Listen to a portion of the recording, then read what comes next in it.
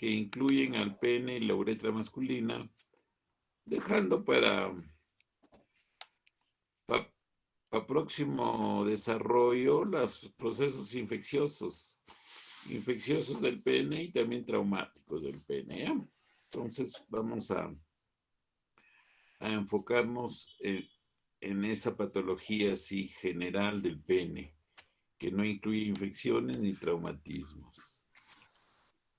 Bien, entonces el pene pues es un órgano relativamente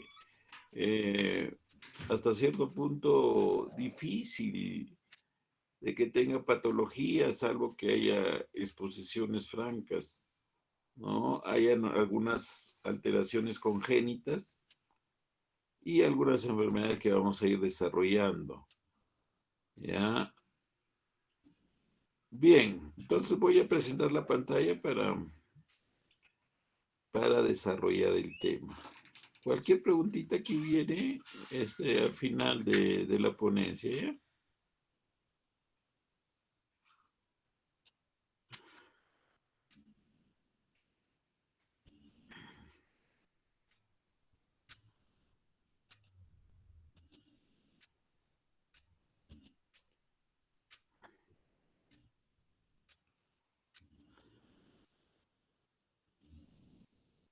Bien, vamos a...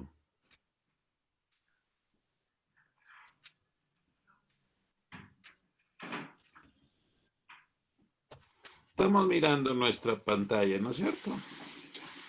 Sí, doctor. Perfecto. Entonces vamos a ir. Bien, este esquemita es muy importante porque nos trata de explicar, pues, que el tubérculo genital tiene diferentes caminos, ¿no? En el caso de que sea una mujercita, entonces el tubérculo genital va a ser el clítoris. En el caso de que sea varoncito, va a ser el glande respectivo, ¿no? Entonces, el tubérculo genital. Aquí tenemos el esquema de los genitales en forma indiferenciada.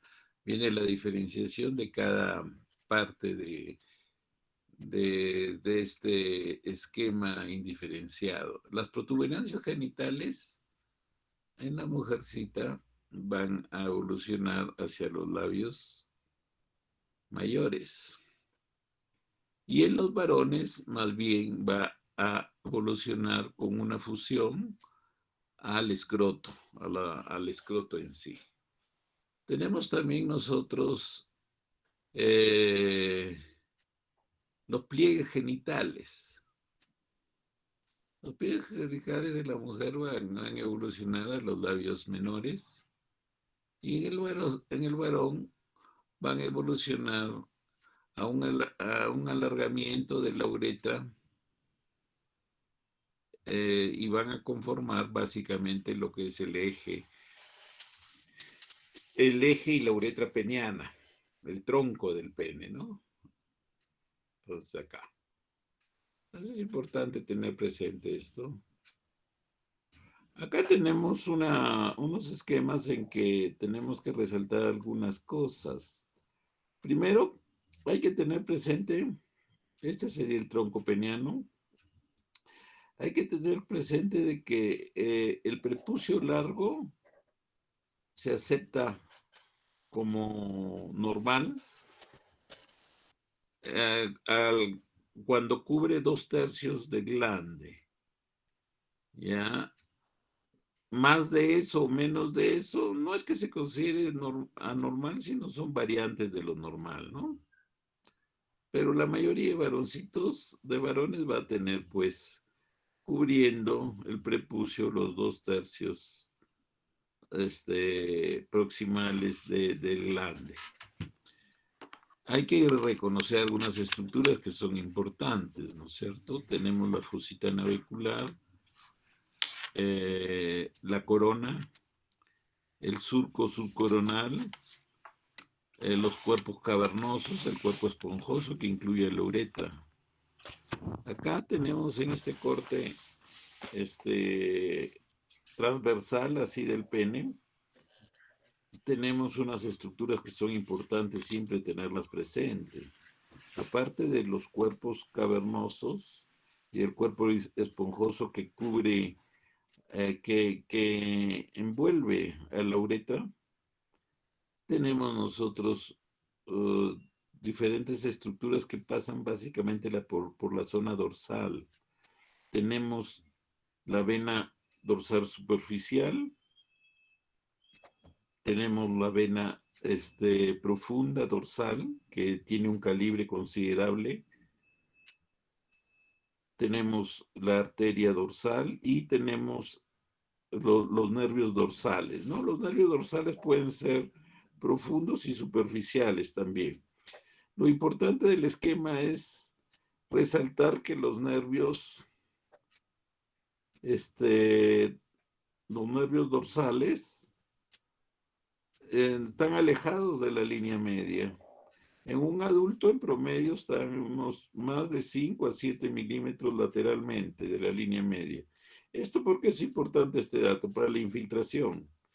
Cuando nosotros tenemos que hacer procedimientos del pene, como la circuncisión, por decir, en adultos, entonces tenemos que hacer una buena infiltración y tratar de alejarnos de la parte media, porque podemos ocasionar aquí, sobre todo si logramos colisionar o comprometer a la vena dorsal profunda, entonces vamos a producir un hematoma y esos hematomas son considerables en algunas oportunidades.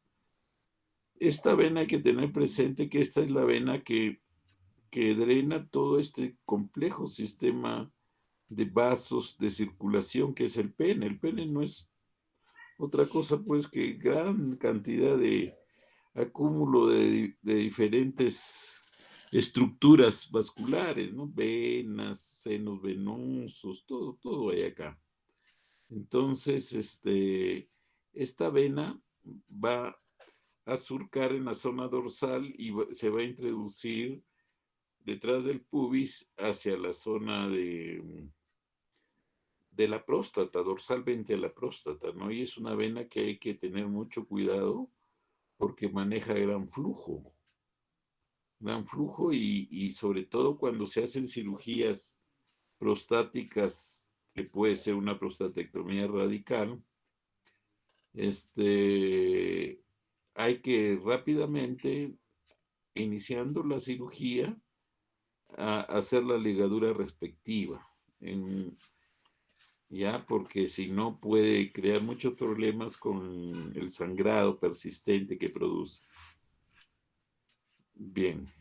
Y también es sabido, ¿no?, que en las prostatectomías por hiperplasia benigna de próstata hay que tener cuidado en esta vena porque en algunas oportunidades es más evidente y más expuesta. Y una prostatectomía por proceso benigno retropúbica puede comprometerla y producir bastantes molestias por el sangrado. Acá tenemos otro esquemita en que estamos básicamente esquematizando la zona del prepucio. ¿No? El prepucio tiene en su composición, pues, musculatura, el dartos tiene su lámina propia y su mucosa. Entonces, hay que tener presente eso porque es una operación que se realiza frecuentemente, la circuncisión, y hay que conocer bien todas estas estructuras para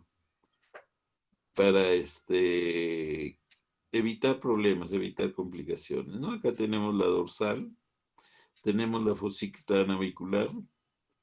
En algunas oportunidades esta fosita navicular suele ir con una estrechez congénita a este nivel, entonces que hay que tratar de reparar, ¿no? Hacer una meatotomía o una meatoplastía. Acá tenemos básicamente un esquemita para resaltar la musculatura que está en el piso pélvico.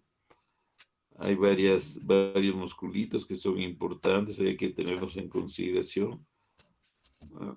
sobre todo acá tenemos, este es muy importante, el esfínter anal, ¿no? Externo. Este esfínter está en conexión con el esfínter externo. Entonces, en algunas oportunidades que hay incontinencia, nosotros hacemos ejercicios de reforzamiento del piso y también de este esfínter, ¿ya? Para lograr la continencia en forma más rápida. Acá también un corte para ver las estructuras que ya habíamos revisado anteriormente, ¿no? Los nervios superficial y profundo, miren cómo están alejados de la línea media. La vena dorsal superficial, la dorsal profunda, que tiene un calibre considerable, y las arterias, que también hay que saber su ubicación para evitar que haya algún compromiso de ellas y que produzca un sangrado molestoso.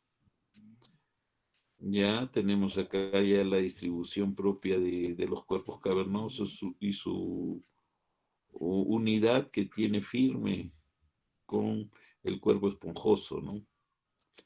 Acá básicamente tratando de, de ver el encaje que hay entre el cuerpo esponjoso con su prolongación distal que tiene el glande y los cuerpos cavernosos íntimamente pegados a él y firmes a nivel óseo, están con una firmeza para lograr en los momentos de la erección una fijeza.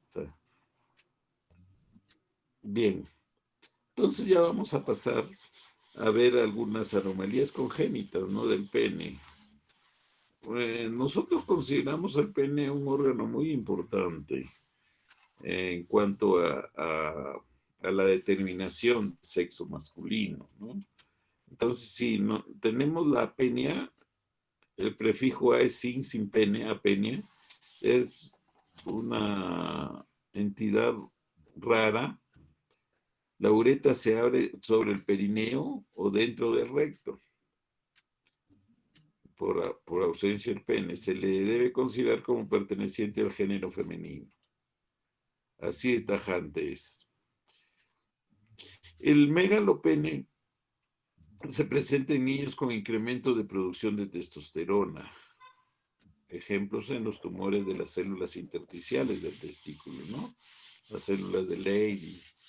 Hiperplasia o tumores de la corteza suprarrenal igual tienen este comportamiento. Van a producir un crecimiento exagerado del pene. Hay otras anomalías congénitas también que pueden cursar con un pene grande, ¿no? Podríamos mencionar nosotros a una anomalía congénita que cursa con una triada de criptorquía bilateral, déficit en la musculatura abdominal y alteraciones a nivel en la uretra, ¿no? El síndrome de Prumbelli. Entonces, en ellos puede haber unas uretras bastante largas que conllevan pues a un pene que llama la atención por su longitud, más no tanto por su grosor, así, sino más bien por su longitud. El micropene es común, pero no tan común como decir que un 10, 15% de la población no va a tener, no, nunca, es mucho menos. Y se debe en cierto grado a la deficiencia de testosterona, se asocia con testículos pequeños y criptorquidia. O sea, esas son manifestaciones propias de déficit de testosterona, ¿no? Se trata con testosterona oral desde el año de edad, o sea, hay que tratar de hacer un diagnóstico precoz, temprano, mejor dicho. Acá tenemos, pues, miren, Se considera micropene cuando el tamaño en un adulto está menos de 5 centímetros de longitud. ¿Ya? Entonces aquí tenemos francamente un micropene que no llega ni a 3, 4 centímetros, ¿no? Acá también hay una imagen de un micropene, pero aquí tenemos un problemita, ¿no? Que hay hasta cierto punto, hipoplasia, una alteración escrotal, ¿no? Un escroto medio aplanado, corto, ah, que puede estar, por decir, alterando estéticamente la presencia del pene en sí, ¿no? Entonces, aquí no se logra ver un prepucio así a nivel del tronco peniano, sino del escroto directamente como que va al frenillo. O sea, es una alteración congénita que se podría considerar micropene, pero habría que siempre evaluar las características del tronco, ¿no? Porque hay veces, ¿qué sucede también con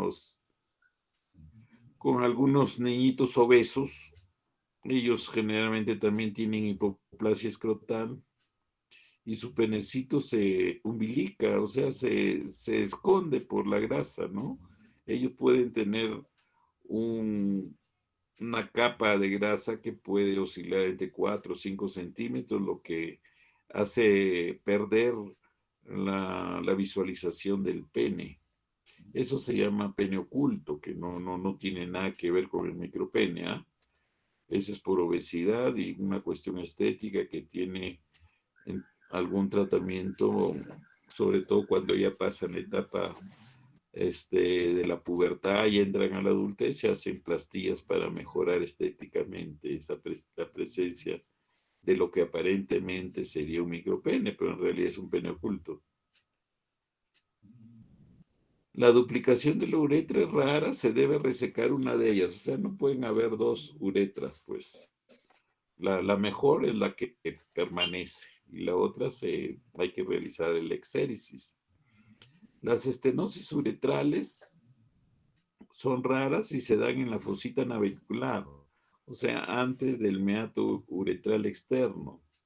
Y la uretra membranosa también puede tener grados de estenosis congénitas. Se debe practicar una urografía excretoria con la idea de detectar anomalías congénitas en cualquier otra parte del árbol urinario, porque generalmente están asociadas. O sea, cuando haya una alteración congénita externa evidente, entonces hay que buscar internamente que no haya otra asociada, porque generalmente siempre hay asociaciones. La uretrocistografía retrógrada para determinar la longitud y el grado de estenosis de esta alteración congénita, y la uretrocistoscopía, si se pudiera, ¿no? Se trata con uretrotomía interna o uretroplastía. La uretrotomía interna quiere decir que bajo edición directa, con un aparato que se llama el uretrótomo, que lo vamos a ver posteriormente en su momento, tiene como instrumento de trabajo un bisturí frío, o sea, que no da energía, y ese es el que corta bajo visión directa de 0 grados, telescopio de 0 grados, va a hacer los cortes respectivos. Y la uretroplastía en los casos más complejos, la uretroplastía ya es la cirugía, por decir, curativa, uh, que mejores resultados da, pero es cruenta en el sentido que hay que hacer disección de la uretra y hacer resección de la zona estenótica con afronte, previa liberación, para que se deslice y no haya tensión en el momento de hacer la plastía, o sea, de unir uretra sana con uretra sana, siempre tratando de espatular las bocas de la uretra. ¿Por qué? Porque la uretra es probablemente el órgano más, más difícil de manejar por la consecuencia que lleva, evoluciona fácilmente a fibrosis y estrecheces, estenosis postquirúrgicas. Entonces acá tenemos un doble pene, hay que ver cuál uretra es mejor y si esa se conserva. Valvas uretrales posteriores. Las valvas uretrales posteriores sí, cuando se presentan, traen consecuencias graves para el neonato, incluso hay veces se hacen diagnósticos, intraútero, ¿no? Cuando se hacen ecografías y se ve que hay hidronefrosis bilateral, entonces pensar que puede haber valvas uretrales posteriores. Se presentan en la uretra prostática distal, o sea, por la zona más o menos donde está implantado el verumontano, y antes de la uretra membranosa. Y son membranas que causan diferentes grados de obstrucción. En la sintomatología, el chorro delgado, presentan infecciones, son niños así de muy corta edad, neonatos, pueden ser que empiezan a hacer infecciones urinarias, sepsis y tienen hidronefrosis bilateral. En el laboratorio vamos a encontrar ya deterioro en la función renal, azoemia, o sea, creatinina elevada, orina infectada. Esta es una presentación común que estos niños hacen infecciones por el éstasis. En urología hay un principio básico: éstasis urinario igual infección, a cualquier nivel de la vía urinaria. Radiología, la cisturetrografía de vaciado, se va a visualizar una elongación y dilatación de la uretra posterior. Como hay una no estenosis, sino la presencia de estas válvulas que actúan dificultando el pasaje de orina, entonces va a haber una elongación, o sea, se alarga la uretra prostática porque hay algo que no deja pasar la orina, que vienen a ser las valvas uretrales posteriores. El cuello vesical es prominente, o sea, abierto, o sea, uretra prostática dilatada y cuello abierto. Puede haber hidrouréter e hidronefrosis en casos graves. O sea, también se dilata el uréter y las cavidades intrarrenales. Acá tenemos, miren, la vejiguita y la gran dilatación, tortuosidad de los uréteres. Miren, es algo grosero. Estas son valvas, aquí están las valvas, en la uretra membranosa por el verumontano, por la uretra distal, prostática distal. Entonces aquí se ve, ¿no? Aquí probablemente están las valvas, aquí se ve la zona del esfínter externo. Esta sería la uretra prostática que está dilatada, miren, y un cuello prominente, un cuello vesical. La vejiga con bordes así irregulares que demuestran que hay una hipertrofia del músculo detrusor que tratan de vencer esa obstrucción. La ultrasonografía ayuda, puede verse hidronefrosis, hidrouréter y distensión vesical.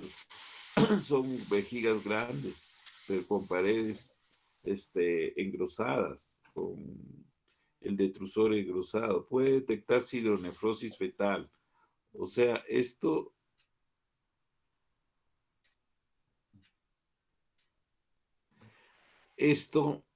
se puede detectar intraútero, ¿no?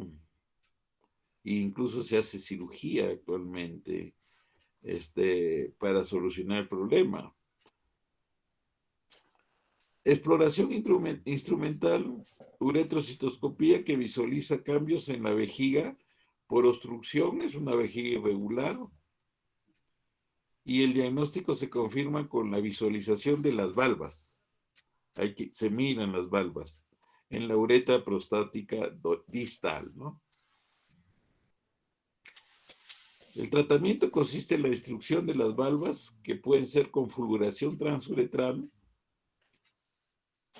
o sea, se hace con un dispositivo así como un cistoscopio, pero en que nosotros podamos introducir un instrumento de trabajo que fulgure o queme esas valvas, como si fuera un receptoscopio o, o la fulguración vía con energía láser se puede hacer, pero tienen que ser pues dispositivos muy pequeñitos, porque estos generalmente son neonatos, imagínense, un cistoscopio que puede ser pues de un dispositivo que puede ser, que tenga visión, que puede ser pues de 5 o 6 Cherrier, ¿no? Uso de antimicrobianos para prevenir la urosepsis. O sea, definitivamente, pues, este tipo de afección debe ser solucionado en un instituto especializado en pediatría en niños, ¿no? O sea, no lo puede hacer un servicio de urología general porque no tiene la instrumentación adecuada para solucionar el problema. El pronóstico debe hacerse detección temprana, realizar ultrasonografía in útero, ¿no? Las valvas uretrales anteriores son más raras, o sea, no son tan frecuentes como las posteriores. Se presenta igualmente una dilatación uretral o divertículos proximales a las válvulas, o sea, proximales a la obstrucción. Presentan igualmente como las posteriores infecciones. Acá puede haber enuresis también. El diagnóstico es por uretroscopía, o sea, visión directa y uretrocistografía retrógrada, ¿no? El tratamiento es la electrofulguración endoscópica, pero hay que tener el dispositivo ad hoc. Las fístulas urorectales y vesicorrectales son raras, asociadas con una anomalía que es el ano imperforado. Se elimina gas y heces por la uretra. Si hay ano, la orina se elimina por el ano. El diagnóstico es cistoscópico. El tratamiento es abrir el ano imperforado y el cierre de la fístula puede ser diferido previa colostomía sigmoidea temporal, o sea, una derivación de las heces y esperar posteriormente para hacer la plastía, ¿no? O sea, resecar esos trayectos anómalos. Vamos a ver, el hipospadias, ¿no? Ya es una patología congénita bastante frecuente, ¿no? Pero lo bueno de los hipospadias, entre comillas, lo bueno es de que los casos más severos se ven mucho menos, ¿no? Y los casos que incluso no necesitan tratamiento quirúrgico, se ven más, hay más frecuencia. En la séptima u octava semana de gestación, los genitales externos empiezan a diferenciarse entre los dos sexos debido a la estimulación androgénica en los fetos masculinos. En el hipospadias, el meato uretral se abre en la cara ventral del pene, característica del hipospadias. Se da cuando la fusión de los pliegues uretrales es incompleta y el prepucio no se fusiona con la cara ventral del pene. La incidencia es de aproximadamente 0,3 a 0,7 de nacidos vivos, hombres, más prevalente en raza caucásica que en raza negra. La incidencia aumenta cuando se administra estrógenos durante el embarazo. Hay que tener cuidado en esos detalles. No está establecida la transmisión genética. O sea, al parecer no está ligado con los genes esto. La causa es desconocida, como muchas cosas en medicina. No sabemos la causa. Hay factores de riesgo. Por ejemplo, la edad materna avanzada es un factor de riesgo. La diabetes mellitus de madre materna preexistente. Edad gestacional antes de las 37 semanas. Historia de hipospadias paterno. Exposición a fumar y pesticidas. Insuficiencia placentaria, bajo peso placentario y patología. prematuridad, restricción del crecimiento fetal y fertilización in vitro. Entonces según su localización, hay clasificaciones que son las más simplistas y que se utilizan bastante porque dan a entender lo que está sucediendo realmente. Tenemos el hipospadias glandular, se abre sobre el glande, o sea, la parte ya más distal. Muchos de estos no van a necesitar corrección quirúrgica, salvo que por estética ya de adulto lo requiera el paciente. Coronal, se abre en el surco coronal, el meato. Del cuerpo peniano se abre en el tronco del pene. Peno escrotal, cuando se va a abrir a nivel del pliegue, pues peno escrotal. Y perineal en la zona más proximal, que es muy próxima y al ano. Esa es la zona perineal, que ahí se puede abrir también. Estos son los menos frecuentes, pero y muy complejos de solucionar. Los más frecuentes, indudablemente, van a ser los glandulares y coronales. En cuanto a su localización, pues el 70% de todos los casos son peneano-distales o coronales. Imagínense. El hipospadias en el hombre es evidencia de feminización, o sea que ha habido algún problema en los primeros meses, toma de estrógenos, etcétera, etcétera.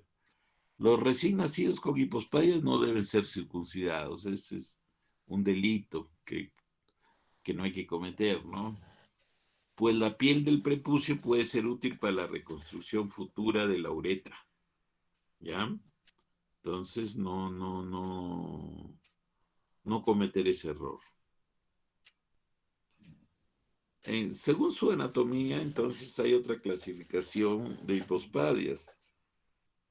Esta clasificación se realiza teniendo en consideración la apariencia del prepucio, la ubicación de la uretra y la presencia y el grado de curvatura.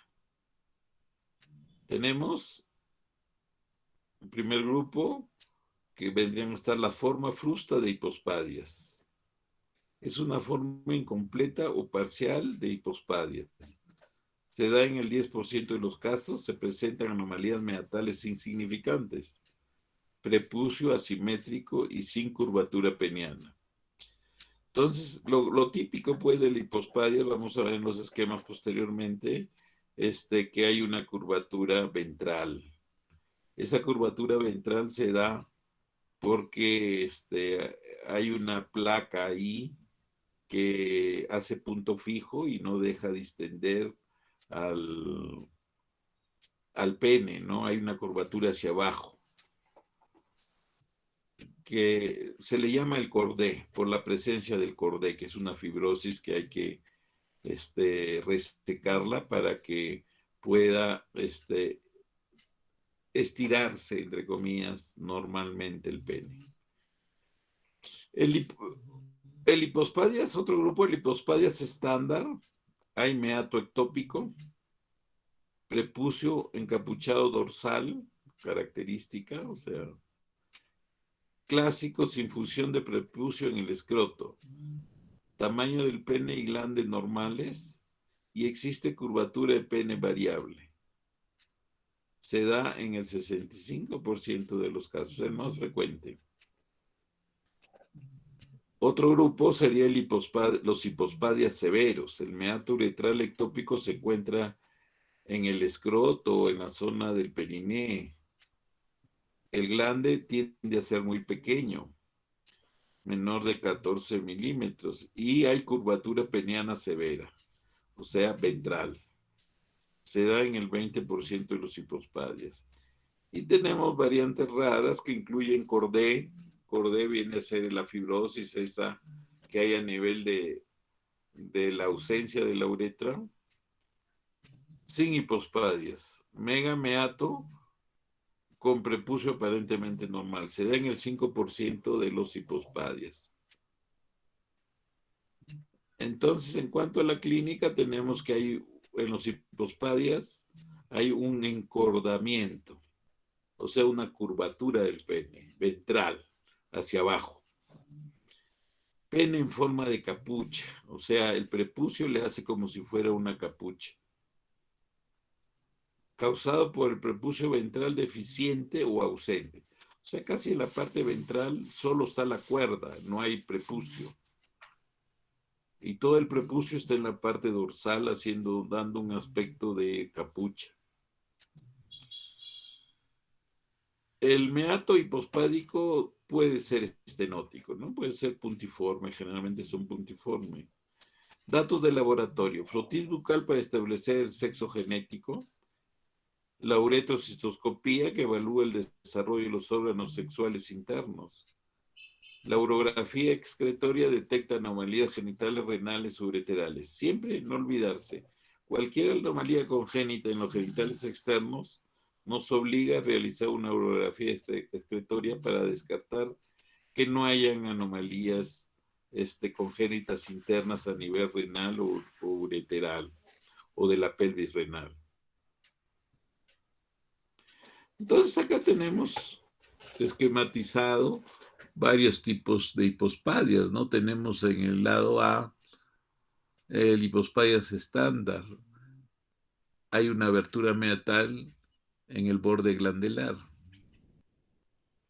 En realidad esta es la abertura y esto no es. Parecería que es ahí, pero no está acá. El hipospadias estándar, abertura meatal debajo del borde coronal. Acá sí hay una abertura que se evidencia más, está más clara. En la imagen C tenemos otro hipospadias estándar, meato uretral a nivel peniano, a nivel del corpo, del tronco, ¿no?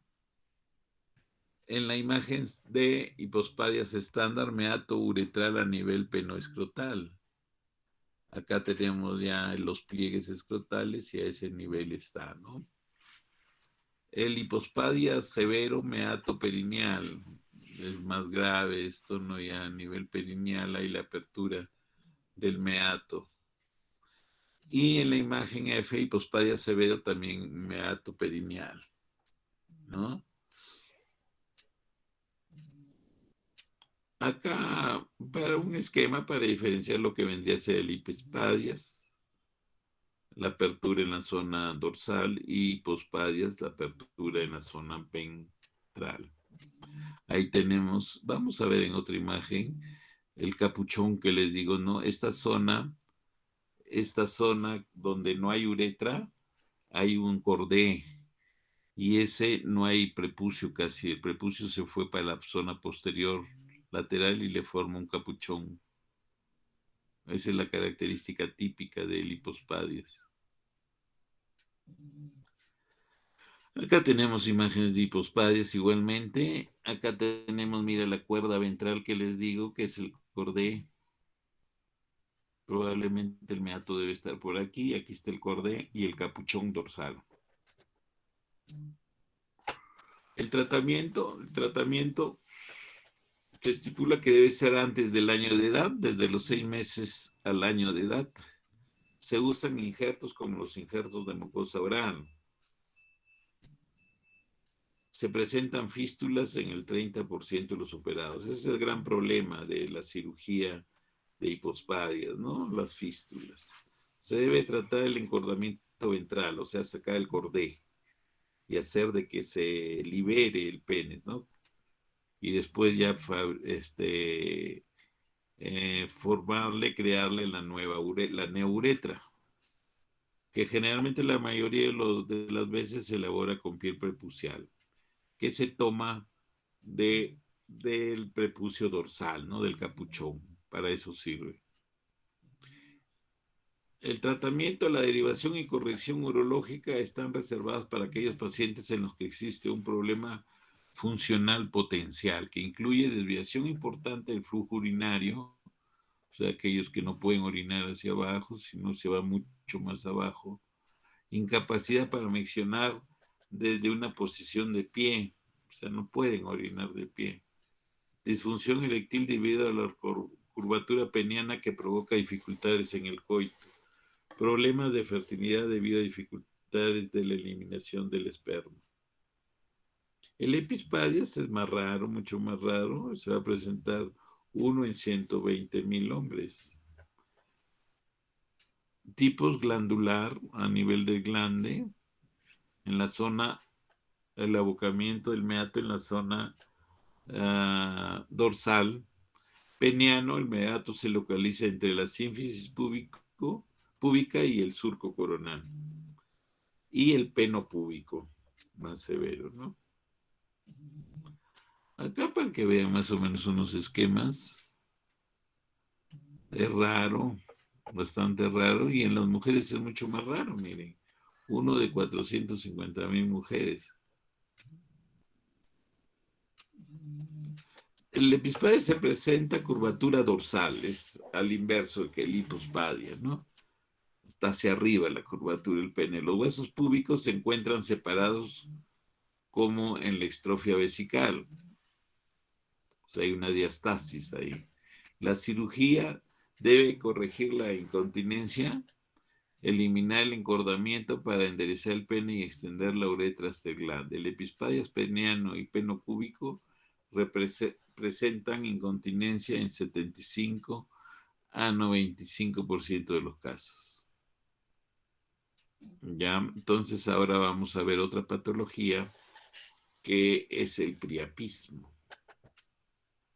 El priapismo es una entidad que se ve no muy frecuentemente. Nosotros, por ejemplo, el priapismo lo podíamos ver una o dos veces en el Hospital Lorena por año, una vez siquiera.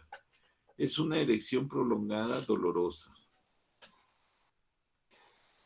O sea que generalmente pues la historia es de que en una pareja hay actividad sexual y después de ya tiempo prudencial mayor de lo que puede ser normal, después de 20, 30 minutos, viene cierta alarma en la pareja, ¿no? Y sobre todo en el varón, porque ya se está yendo el deseo sexual y persiste la erección firme, ¿no? Es idiopático el priapismo en 60% de los casos y un 40% está asociado a enfermedades como la leucemia, o sea, los cánceres, ¿no? No, por No eso. sé si... Doctor, una pregunta. ¿Aló? Doctor, Dígame. una pregunta. Sí, dígame, pero habíamos dicho que al final, pero bueno, esta vez le vamos a... Dígame. Doctor, ¿el prepismo después de la eyaculación igual el pene sigue erecto? Claro, puede haber eyaculación o hay veces por el susto mismo ya no hay y no va a haber, pero persiste la erección. Entonces ese es el priapismo. Puede o no haber, ¿no? A ver, ya ves, es idiopático en el 60% de los casos y el 40% está asociado a enfermedades como los cánceres hematológicos, ¿no? La leucemia, enfermedades de células falciformes, ¿no? Esos, cuando tienen forma de plátano, los glóbulos rojos, tumores pélvicos, infecciones pélvicas, traumas penianos o de la médula espinal o el uso de medicamentos tipo trazodona. Entonces acá tenemos un esquema, una imagen de un priapismo. Hay dos tipos de priapismo, lo que denominamos de flujo alto y de flujo bajo. El de flujo alto, si hay flujo alto, quiere decir que hay buena circulación, entonces es menos peligroso. Llamado también no isquémico. Ocurre secundario a traumatismo perineal. El que lesiona las arterias penianas centrales y da por resultado pérdida de la regulación del flujo sanguíneo. Entonces este es menos peligroso. El de flujo bajo, isquémico, entonces aquí falta sangre. El glande y el cuerpo esponjoso están blandos, esa es la característica de siempre hay que buscar este dato. ¿no? En el examen clínico, ver si el glande y el cuerpo esponjoso están no turgentes, o sea, tan blandos. Los cuerpos cavernosos sí están tensos, con sangre congestionada y hipersensibles a la palpación. Hay dolor. Entonces, acá más o menos la fisiopatología del priapismo de alto flujo. Tenemos que hay el antecedente del traumatismo perineal o peniano. Se produce una laceración de la arteria cavernosa. Sangra directamente a espacios lacunares. Hay gran flujo arterial de entrada. O sea, entra bastante sangre. Escasa relajación del músculo liso. No se activa el mecanismo veno-oclusivo, o sea, no hay erección así firme. O sea, el pene está semierecto, no se activa el mecanismo veno-oclusivo. Gran flujo de entrada y de salida, o sea, es como un caño así abierto que entra y sale pues bastante sangre. No hay isquemia y hay poco dolor. En cambio tenemos en el priapismo de bajo flujo, hay relajación del músculo liso cavernoso, compresión de vénulas y venas, activación persistente del mecanismo corporo-veno-oclusivo, o sea, este es el que produce la erección, pues, se activa, está permanentemente activo. Obstrucción del flujo de salida de los espacios lacunares. No hay entrada de sangre arterial por la tensión que hay. Se empieza a producir dolor por isquemia, hipoxia, acidosis y entra al círculo vicioso, ¿no? Perpetúan el priapismo. Posteriormente, ya después de muchas horas, puede presentarse ya la necrosis tisular, la fibrosis del tejido y la impotencia irreversible, o sea, para toda la vida. Esto generalmente sería pasados más de 6, 8, 10 horas, ¿no? Y generalmente estos pacientes pues llegan, no siempre son citadinos, ¿no? Llegan de periferia, de Quillabamba hay bastante, los que no sé por qué mayor porcentaje vienen de la convención. Y llegan pues después de 10, 12, 14 horas que nosotros se le hace el tratamiento quirúrgico, pero la secuela ya del daño uh, por fibrosis, por necrosis tisular, ya está establecido. Entonces hay que tenerle miedo pues al priapismo de bajo flujo. Se da por presentarse una obstrucción fisiológica del drenaje venoso. La sangre atrapada tiene un oxígeno bajo y un CO2 elevado, hipoxia y acidosis. En el tejido cavernoso sucede una erección prolongada con falta de tumescencia relacionada con la relajación y parálisis del músculo cavernoso. El óxido nítrico es un importante mediador en el desarrollo del priapismo. El óxido nítrico desempeña un papel fundamental en la respuesta eréctil al producir la relajación del músculo liso. ¿Ya? O sea, eh, puede ser favorecido priapismo de bajo flujo por el consumo indiscriminado del sildenafil, ¿no? Ellos producen este mecanismo, ¿ya? A nivel del óxido nítrico.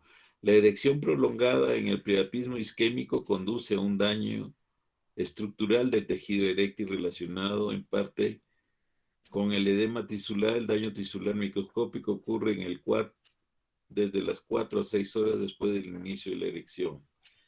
Si se prolonga más de 24 o 48 horas el priapismo, el daño es irreversible. Se produce una fibrosis y necrosis del músculo liso cavernoso y las células endoteliales con posterior disfunción eréctil. El priapismo isquémico es una urgencia urológica. El diagnóstico diferencial se hace con el ecodoppler que detecta un flujo mínimo o nulo en las arterias cavernosas en el priapismo isquémico. Hay un tratamiento médico que puede dar resultados, siempre hay que intentarlo, sobre todo si acude más o menos precozmente, ¿no? El tratamiento médico del priapismo isquémico, cuando tiene una duración menor de 4 horas, es con una inyección intracavernosa del medicamento simpático mimético fenilefrina. En el comercio se conoce como Efortil, con doble F. El Efortil antiguamente se utilizaba para lograr conseguir niveles de presión en pacientes hipotensos por hipovolemia, por lo que sea. Entonces se usaba eso, ¿no? Ya no se usa en los anestesiólogos, ya no lo quieren usar, pero se puede conseguir en las farmacias el producto. Actúa produciendo la contracción del músculo liso cavernoso y por lo tanto permitiendo el flujo venoso. O sea, le da la contra a la relajación, pues lo contrae y mejora el flujo venoso. Respuesta efectiva en cerca del 70 o 80% de los casos. En cuanto al tratamiento quirúrgico, ya pues se hace en casos más avanzados, consiste en crear una fístula de derivación entre el glande y los cuerpos cavernosos. O sea, fabricación de una comunicación entre el glande y los cuerpos cavernosos, con la finalidad de mantener descomprimidos los cuerpos cavernosos.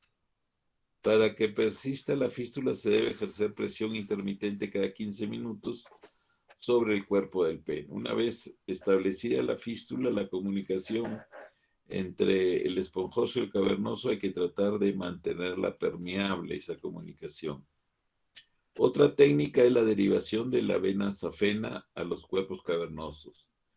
Esta cirugía es muy, muy bonita, muy técnica, pero que consiste en disecar una colateral de la safena, hacerle un trayecto subdérmico, llevarlo próximo al cuerpo cavernoso, aperturar el cuerpo cavernoso y hacer una anastomosis entre la vena con el borde ampliado y el cuerpo cavernoso. Es una cirugía muy bonita, pero desgraciadamente alivia el dolor, todo, pero ya no va a quedar con el problema de la disfunción eréctil. La complicación principal del priapismo es la disfunción eréctil a pesar del tratamiento quirúrgico. Hay otro padecimiento también que lo vemos con relativamente frecuencia, acá no se ve tanto. Es más, esta enfermedad de Peyronie se ve más en raza blanca, no sabemos por qué. Por ejemplo, en Argentina se describen muchos casos de piel más blanca. Nosotros, así cobrizos, piel oscura, tenemos mucho menos. Hay zonas típicas que pueden tener, vienen acá al Cusco con enfermedad de Peyronie.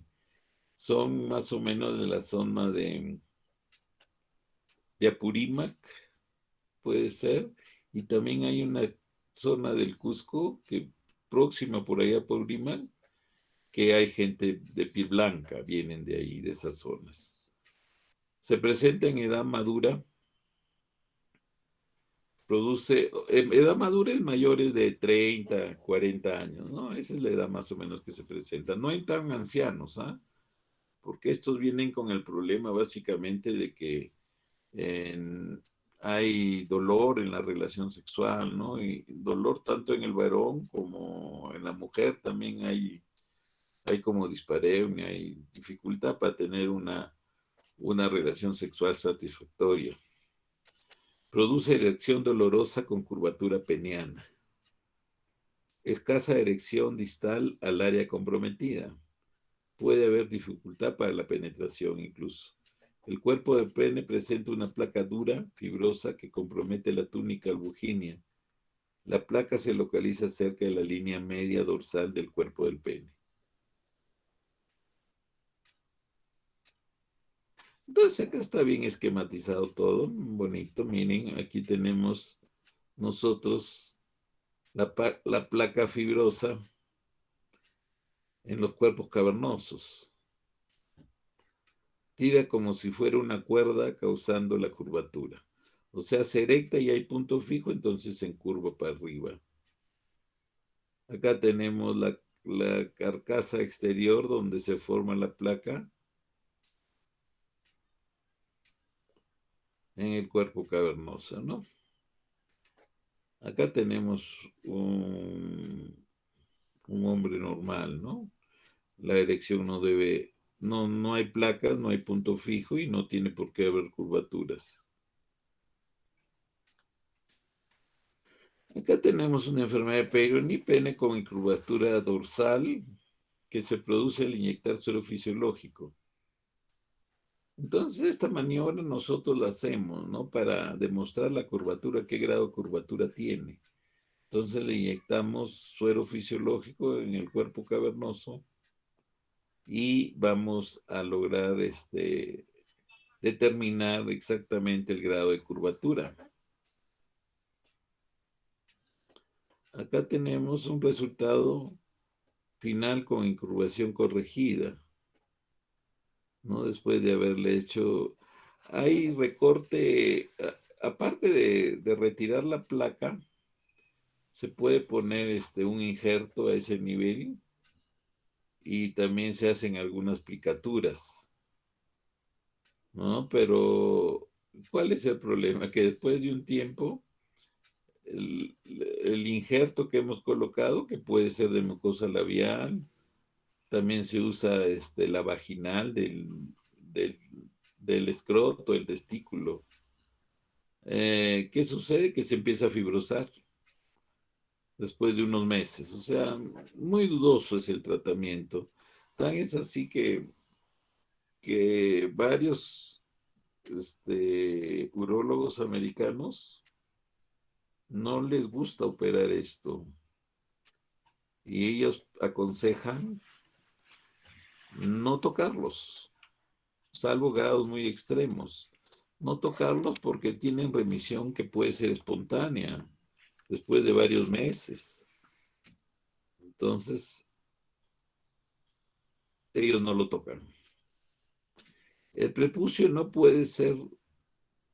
perdón. Acá uno de los buenos tratamientos en los casos muy severos, en que hay una placa muy, muy organizada, muy firme, que produce gran desviación, consiste en sacar la placa y colocar prótesis penianas y cubrir con un parche, ¿no?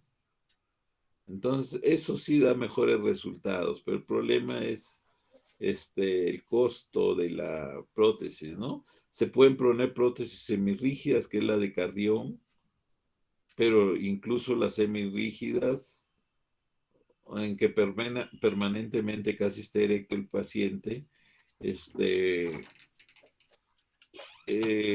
tiene un costo mayor de $10,000. Y las inflables, o sea, las que tienen dispositivo para accionar la erección, pues son mucho más caras. Y no nos conviene tanto, ¿por qué? Porque al no estar permanentemente erecto, puede haber fibrosis, retracción, donde se sacó la placa, donde se colocó el injerto. Tenemos fimosis. El prepucio, ¿cuándo decimos que hay fimosis? Cuando el prepucio no puede ser retraído sobre el glande por contracción distal. O sea, hay un anillo distal estenosante. Causa por infección crónica por mala higiene. Esto se da, ¿no? Esto se da tanto en niños como en viejos. En viejos se da por mala higiene y por las balanopostitis repetitivas que tienen los diabéticos. Los diabéticos van a tener fimosis, a pesar de que toda su vida funcionó muy bien. El pene no hubo ningún problema, pero ya por la enfermedad empiezan a hacer balanopostitis repetitivas y estos van deteriorando la calidad del prepucio, el cual se está inflamado permanentemente y se engrosa y empieza a estenosarse.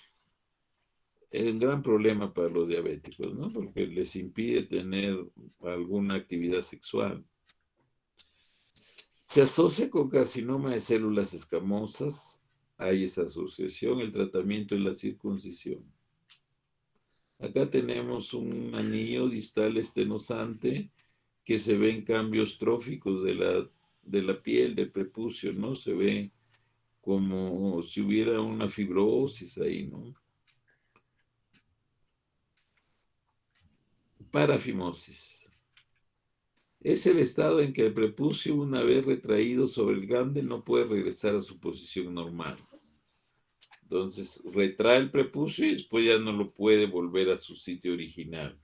Y esto va produciendo edema de glande y del prepucio distal y empieza a haber dolor y se vuelve como una urgencia, un problema ya que debe solucionarse inmediatamente. Entonces se va a formar un anillo apretado de piel cuando se retrae el prepucio por detrás del glande. El anillo causa congestión de glande que puede ocasionar oclusión arterial con necrosis de glande. Puede suceder esto. El tratamiento puede ser con compresión del glande por 5 minutos.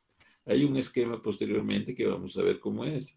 O sea, cogerlo con los 5 dedos de la mano, hacer una compresión firme hasta que se logra desinflar, entre comillas, glande y se logra retraer nuevamente, cubrir el prepucio todo el glande.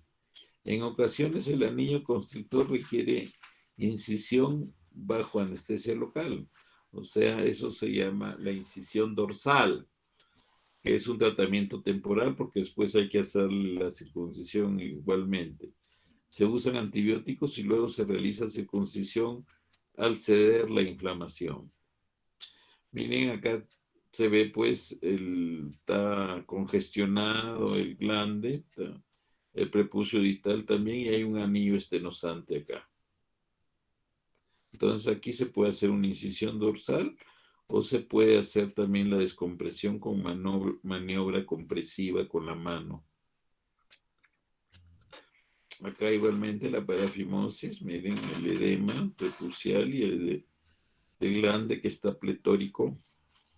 Y acá se ve la parte proximal del pene, más bien que no está edematizada, se ven pliegues. Acá es lo que le digo, la compresión. La compresión no puede ser por escasos segundos, tiene que ser por lo menos 3 a 5 minutos. Y se logra generalmente, un urólogo ya experimentado logra previa sedación del niño, ¿no? Previa sedación se le puede sedar momentáneamente y se hace la maniobra. Y después ya hay que acceder a la cirugía, que básicamente consiste en hacer la circuncisión.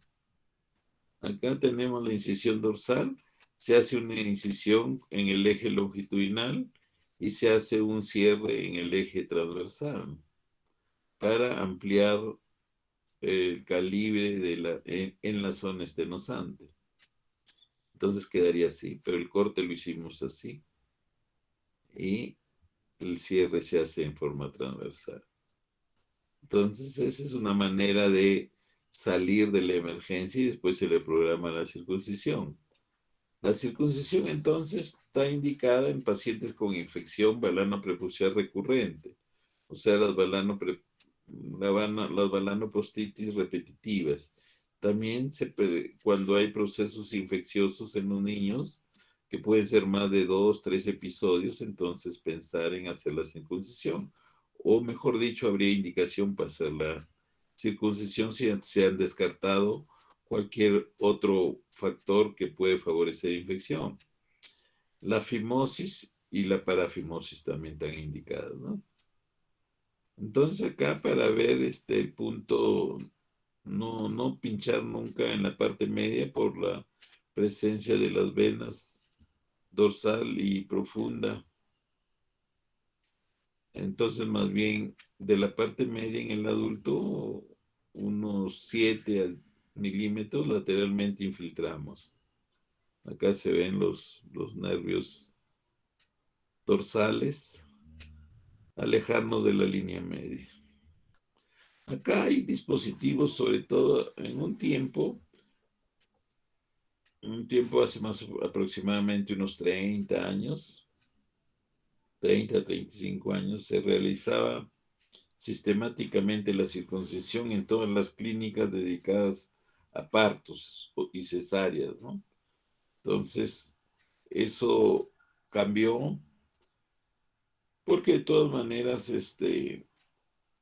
eh, había complicaciones, ¿no? Eran menores, pero de todas maneras, y también, eh, por decir, son modas, ¿no? En ese momento la moda era hacer circuncisión al neonato recién nacido. Pero posteriormente se ha quedado y se hace la circuncisión en los que está estrictamente indicado hacer la circuncisión, ¿no? Tenemos aquí una abrazadera Gomco ensamblada y acá vemos cómo está ya el prepucio colocado ya para hacer la sección respectiva. Acá también en el Gomco se ve cómo va a ser el corte del prepucio. Y esta es la forma como queda, ¿no? Este es el color normal que tiene el glande de un niño, ¿ah? Porque a veces la mamá, como nunca vieron el glande de su hijo, se asustan, dice, uy, está, está con un hematoma, algo hay ahí, dice. No, pero sobre todo si tiene piel clara, va a ser de este color. En nuestra raza cobriza generalmente es más azulado, menos morado, más azulado es. Bien. Acá tenemos otro dispositivo, el Plastibel, que es bien utilizado en el hospital del Instituto Nacional del Niño. Entonces, acá cómo se coloca y cómo se comprime para producir isquemia, después se retira y queda ya. Acá está, miren, está ejerciendo bastante presión sobre el prepucio para producir una isquemia. Y después ya se cae y se hace el mejoramiento estético. Acá tenemos una abrazadera Mogan aplicada al prepucio. Está haciendo la sección del prepucio. Con un bisturí se hace la sección. Claro que el uso de todos estos dispositivos puede causar algunas complicaciones, ¿no? Aquí tenemos una fístula uretrocutánea causada por la circuncisión, o sea, ese es lo más grave que nos puede suceder, ¿no? En una circuncisión lesionar la uretra. Acá tenemos una estenosis meatal, meato se ha vuelto puntiforme después de una circuncisión, ¿no? Acá tenemos otra complicación que estéticamente se ve horrible, pues que haya un prepucio tan redundante como este. Y acá se ve una sección del glande que le dejó la marca para siempre. La circuncisión en adultos es más sencilla, se hace con anestesia local, se hace una incisión subcoronal y se hace un recorte del prepucio.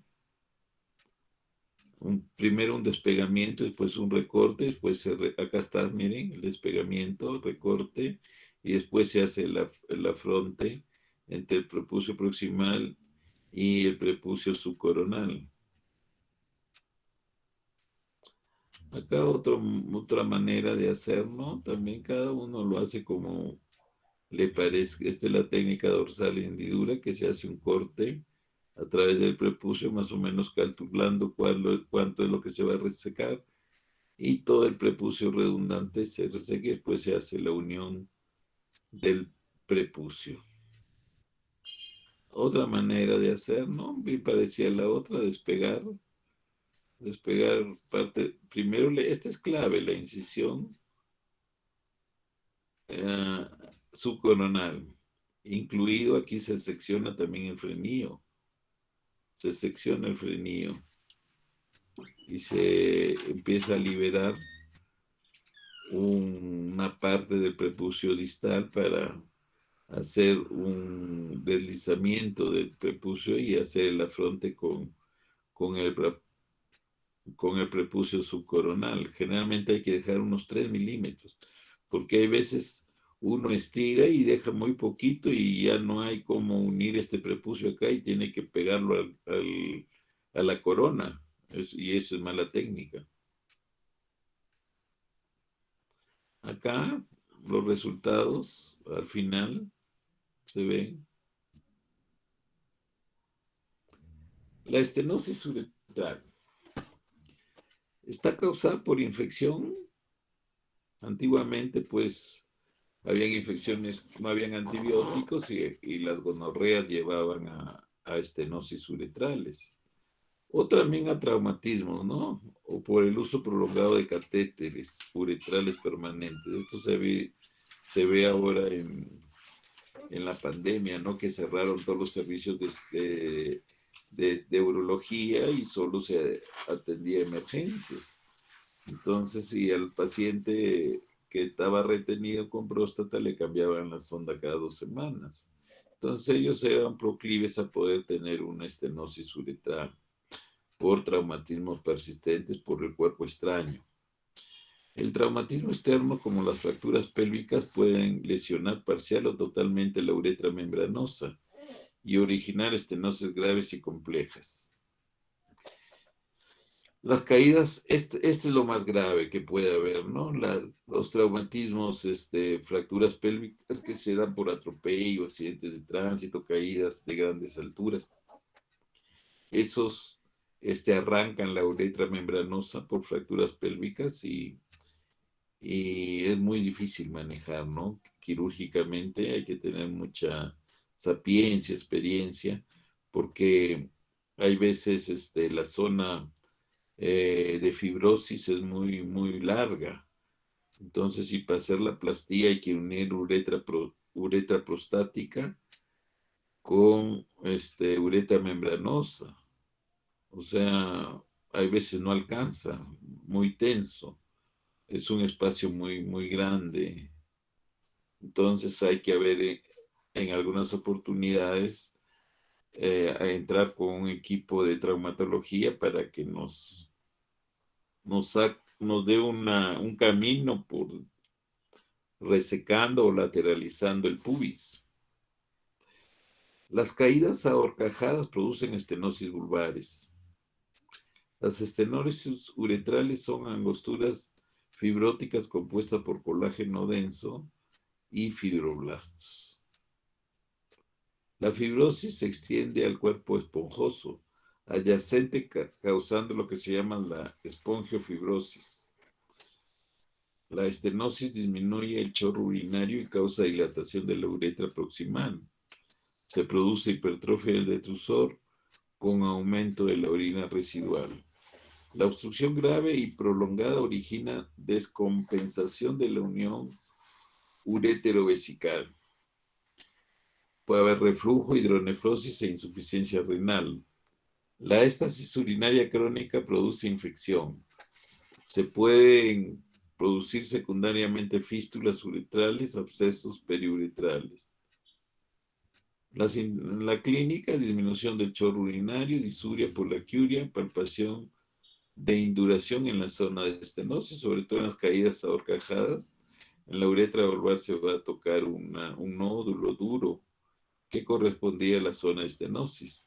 Pueden presentarse fístulas uretrocutáneas por el problema de obstrucción. Si hay una obstrucción distal, la uretra se distiende y tiende a buscar salida, ¿no? Y se infecta. Globo vesical si hay retención crónica de orina. Determinar la tasa de flujo urinario. En las estenosis uretrales la tasa de flujo es menor de 10 mililitros por segundo. Lo normal es 20 mililitros por segundo. Otra manera de hacer diagnóstico es la uretrografía o la cisturetrografía de vaciado. Demuestran la localización y extensión de la estenosis. Una estenosis se puede considerar, por decir, que no es muy severa cuando su longitud es menor de, por decir, de 5 milímetros. Longitudes mayores son más complejas de reparar, mucho más compleja de reparar. La ultrasonografía puede descubrir cálculos vesicales, trabeculaciones, divertículos, lesión postmiccional, etc. Acá tenemos, pues, una estenosis en la uretra vulvar. Probablemente esta es postraumática por caída o cajada, se rompe la uretra y se fibrosa. Pero miren, inyectando sustancia de contraste por el pene, se ha dibujado, se distiende bien por esta estrechez, la distiende bastante la uretra penovulvar. Pero hay pasaje. Aquí está el resto de la uretra vulvar, y por aquí ya debe estar la zona del esfínter, la uretra membranosa. Pero hay pasaje. Hay pasaje. Acá hay un llenado incompleto a nivel de la vejiga. Acá tenemos otra estenosis a nivel de la uretra vulvar. Aquí es la zona del esfínter externo y hay pasaje hacia la zona de la vejiga, ¿no? La uretroscopía visualiza la estenosis. Acá tenemos el cistoscopio, el uretrocistoscopio que va a visualizar, pero ve un lado de la estenosis.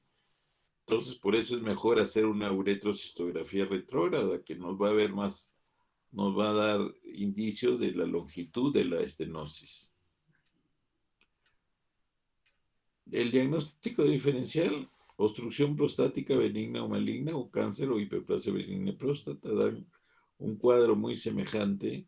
Contractura del cuello vesical después de la cirugía prostática. O sea, es lo que llamamos nosotros fibrosis del cuello vesical.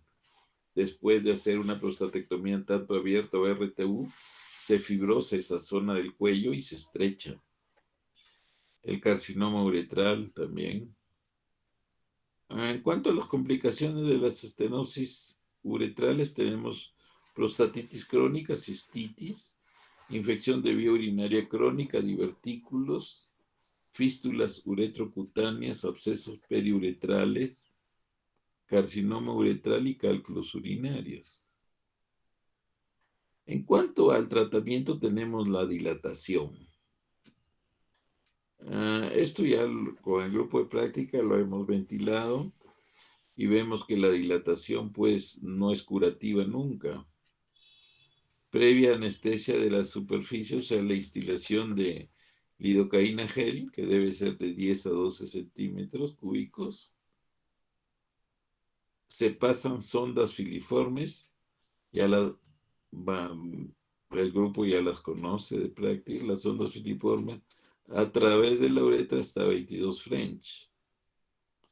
Los problemas que originan la dilatación uretral son sangrado, porque rompe las estrecheces, dolor por lo mismo, y posterior estenosis recurrente. Es el gran problema. Recurren todas esas estenosis. Acá tenemos los dilatadores uretrales llamados Beniqués. Tienen la curvatura normal que tiene una uretra de un varón adulto. Tenemos el tratamiento de las estenosis uretrales, la uretrotomía bajo visión directa endoscópica. El endoscopio proporciona visión directa de la estenosis. Durante el corte se usa una sonda filiforme a través de la estenosis que sirve de guía. O sea, no se hacen cortes ciegos, sino que metemos una guía previamente y los cortes los vamos haciendo siguiendo a la guía. En la parte de las 0 horas que se llama, o sea, en la parte que da hacia el pubis. ¿Ya? Se apertura hasta 22 French. Se deja colocar una sonda para prevenir sangrado y el dolor. Eso es importante.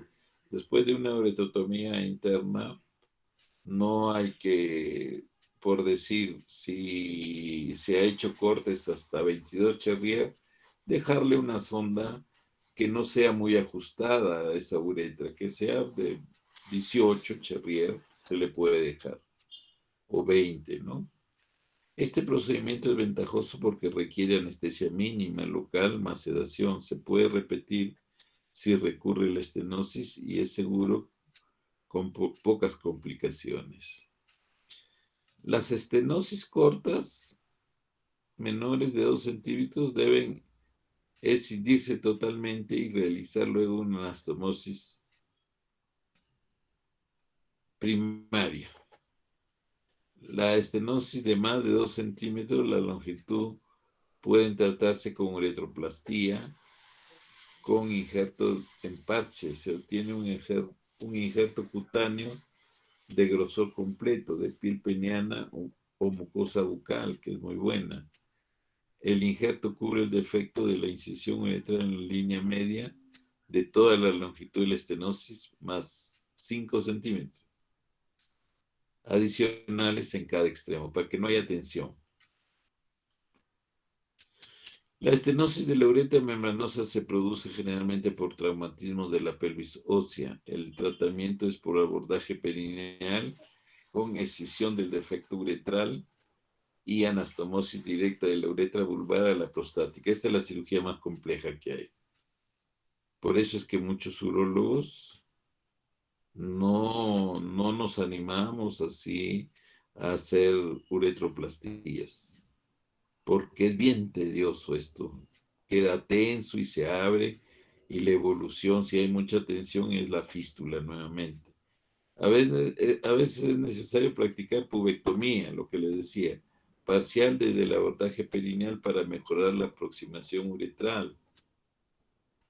Hay técnicas quirúrgicas de 2 tiempos que son útiles en las estenosis uretrales complejas. Ahora tenemos unas patologías que ya son menos peligrosas, pero que también las pueden ver y las vamos a mencionar rápidamente. Tenemos los condilomas acuminados uretrales, o sea, los que salen a través del meato uretral. Son raros y se asocian a lesiones condilomatosas previas de la piel. La transmisión es vía sexual, generalmente producen uretrorragia, disuria y secreción uretral. Alrededor del 90% de estas lesiones se sitúan en la uretra distal, o sea, pueden ser visualizados por el meato. Se debe realizar uretroscopía para descartar otras lesiones en la uretra proximal. El tratamiento es escisión y electrofulguración. O sea, hay que cortarlo y quemar su base, ¿no? Entonces acá tenemos imágenes donde se ven los condilomas, pues que salen en el meato. Son sangrantes, o sea, el paciente viene generalmente, ahí está. Entonces no es tan complejo. Hay que tener paciencia, abrir bien el meato. Si se puede ampliar un poquito el meato y se va a la base. Se hace el corte y se cauteriza bien la base. Y después se hace cistoscopía para descartar que no haya más condilomas en la uretra. La estenosis del meato uretral en el niño se trata con meatotomía si el calibre es menor de 5 French en niños menores de 10 años. Entonces, miren, normalmente la meatotomía en el adulto la hacemos hacia abajo, hacia el corte, hacia la zona del frenillo. En los niños se hace a la inversa, o sea, opuesto a la zona del frenillo. Y con buenos resultados. No es muy sangrante y funcionalmente quedan perfectos. Hay otra patología que es la flebotrombosis peniana y oclusión linfática. Se presenta en venas y linfáticos cerca de la corona del glande. Aparecen estructuras cinduradas en forma de cuerda con ligero eritema. Generalmente no, se ven como como si fueran venas transparentes, o sea que no, porque en realidad no circula sangre sino linfa. Se resuelven en forma espontánea. Esto es importante. Hay que darle tranquilidad al paciente porque la mayoría de ellas dura algunas semanas, meses y se van. Solo que hay veces angustia mucho al paciente y quiere que inmediatamente se le haga una cirugía. Entonces acá otros tenemos un quiste parameatal, también hay que hacerle exéresis y unir bien mucosa con piel para que no haya estenosis. Quiste de ráfago. Acá tenemos valoración del grado y dirección de la curvatura mediante dirección artificial, lo que vimos antes también. Y acá se le ha hecho ya algunos pliegues para tratar de normalizar el eje del pene, ¿no? Acá tenemos las glándulas de Tyson, que son generalmente 4, 2 a cada lado. Son glándulas prepuciales. Tenemos acá las pápulas perladas que a veces consultan los pacientes. Hay que tener buena higiene nomás. El 30-40% de todos los varones van a tener pápulas perladas. Buena higiene y básicamente no estarlas manipulando.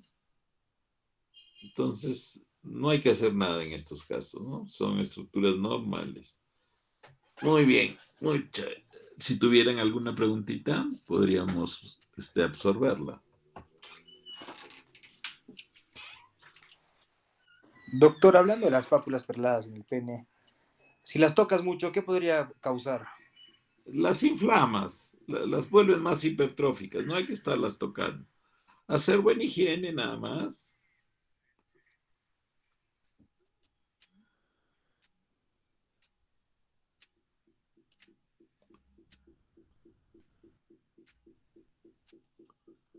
¿Alguna otra preguntita?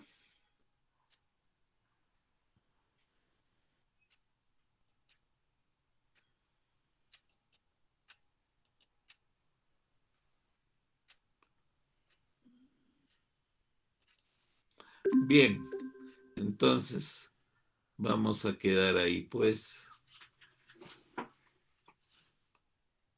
Entonces mañana con el grupo de práctica. Y vamos a seguir. El próximo creo que cae 30, ¿no? Pero igualmente va a haber clase, no podemos parar.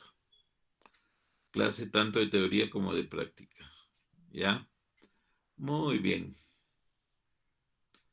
Entonces nos vemos, muchachos. Gracias, doctor. Muy buena clase. Gracias, Hasta doctor. luego. Gracias, doctor. Hasta luego. Gracias,